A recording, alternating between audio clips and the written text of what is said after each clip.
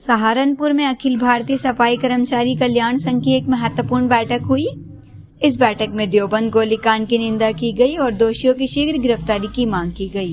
जिला अध्यक्ष राहुल वाल्मीकि ने कहा कि यदि दोषियों को शीघ्र गिरफ्तार नहीं किया गया तो सफाई कर्मचारी हड़ताल पर जाएंगे और देवबंद नगर पालिका परिषद का कार्य ठप कर देंगे। इस बैठक में कई अन्य पदाधिकारी भी शामिल हुए। सहारनपुर से रणबी की रिपोर्ट। किस विषय में आज प्रेस वार्ता की गई? देखिए, विषय आप सब लोगों को पता है कि सहारनपुर के जनपद देवबंद में जो गोलीकांड हुआ है उसके ही विषय में प्रेस वार्ता बुलाई गई है। एक हम लोगों ने कल भगवान वाल्मीकि प्रांगण में बैठ के हमने एक मीटिंग का आयोजन किया था, जिसमें महापंचायत की भी हमने भूमिका के लिए कह दिया गया है कि महापंचायत हम लोग करेंगे। वाल्मीकि समाज के सभी लोग, अगर हमारे जिन बच्चों पर गोलीकांड जो हुआ है अगर उन दोषियों को सज़ा नहीं हुई तो बहुत जल्द महापंचायत का आह्वान सहारनपुर से लेकर पूरे उत्तर प्रदेश में किया जाएगा। तो क्या कल आप जो उसको सफाई व्यवस्था ठप रखेंगे?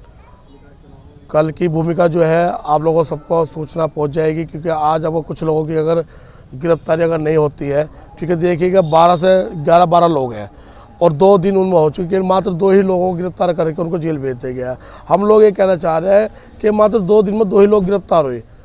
इतनी बड़ी घटना के बाद भी 2 ही लोग गिरफ्तार हुए। 10 लोगों की बात है। कम से कम हमें आश्वासन देने के लिए, हमारे संतुष्टि के लिए कम से 8-9 लोग तो गिरफ्तार हो जाने चाहिए तब तक के, ताकि हम अपने समाज के लोगों को समझा सकें कि गिरफ्तारी हो रही है, प्रशासन हमारे साथ है।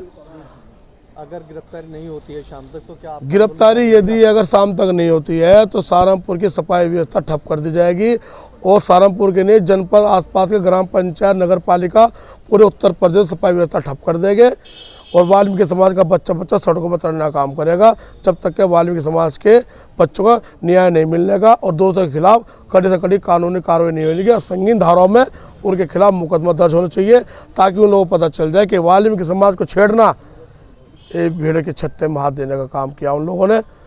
हम इसकी बहुत ज़्यादा घोर निंदा करते हैं, जैसे उन लोगों ने घटनाओं का अंजाम दिया।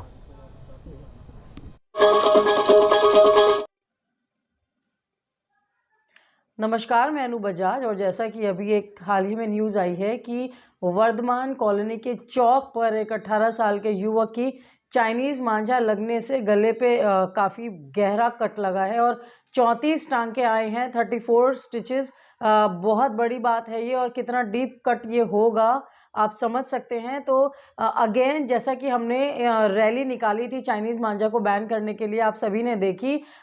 उद्देश्य यही है, एक सामाजिक मुद्दा है, सबकी सेफ्टी का सवाल है। तो आप सभी से फिर से गुजारिश करती हूँ कि फिर से चाइनीज़ मांझे पे बैन करिए, बच्चों को पतंग चाइनीज़ मांझा उड़ाने से रोकिए। बहुत युवक घायल हो रहे हैं, बाइक सवार चालक घायल हो रहे हैं और कितने बच्चे छतों पे इसकी चपेट में आ रहे हैं। आप सभी से फिर से बोलूँगी कि चाइनीज़ मांझे को बैन करें और जहाँ भी इसकी खरीद बिक्री सेल परचेज है तो 112 नंबर पे तुरंत कॉल करके उनकी शिकायत दर्ज कराएं। आपके नाम डिस्क्लोज नहीं करे जाएंगे। धन्यवाद।